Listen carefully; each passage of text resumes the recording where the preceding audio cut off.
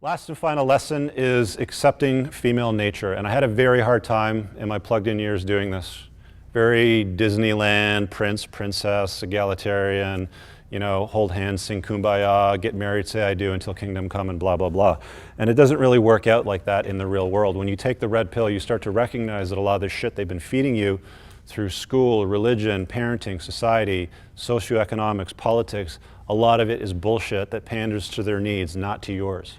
So as men, again, for true mental awareness, clarity, and happiness, navigating the world with a lens that's a red pill one will help you out. It'll make things a lot better for you.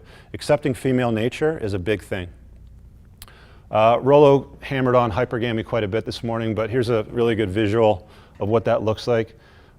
80% of the banging's happening by 20% of the men.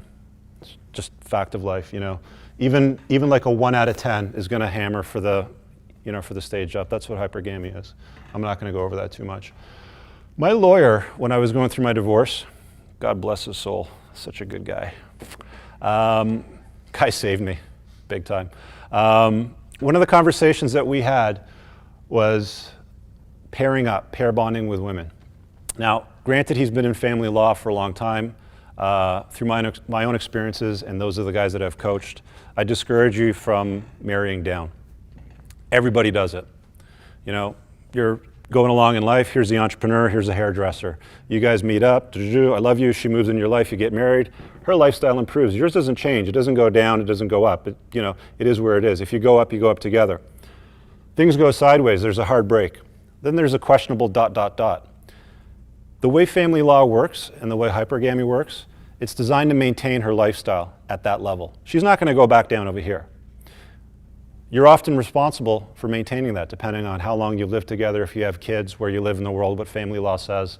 And you can avoid a lot of that, this is my lawyer's best advice, by not marrying down. There's a lot of women out there, if you choose to get in a long-term relationship, to reproduce, settle down, have kids, do it with somebody at your level or higher. At your level, at minimum, or not too far below that. If you do that, you're going to avoid a considerable amount of problems if things don't work out. Women reserve the right to change their mind at any given time, and men are the disposable sex. Dr. Warren Farrell wrote a book called The Myth of Male Power. You might want to jot that down if you want some good read.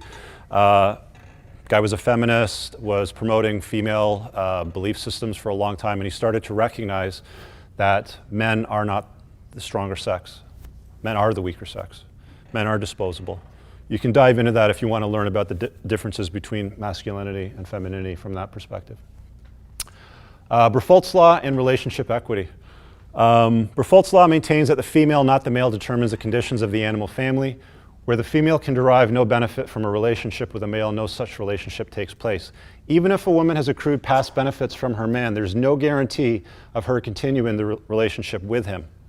That's why when you meet these divorced moms and they tell you these stories about how they got bored or how things didn't work out or whatever narrative they're going to tell you about why they left the marriage, he could have been an excellent provider up to some point where he no longer served a purpose for her.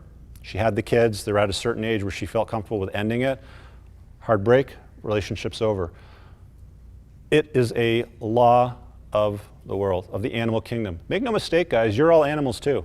We just figured out how to build roads, turn on lights, and do shit like this and, point stuff.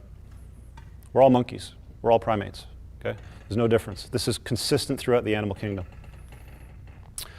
Unicorns don't exist. This is a funny comment I screen captured. I'll read it to you if you can't read it. The video was 5 secrets women don't want you to know.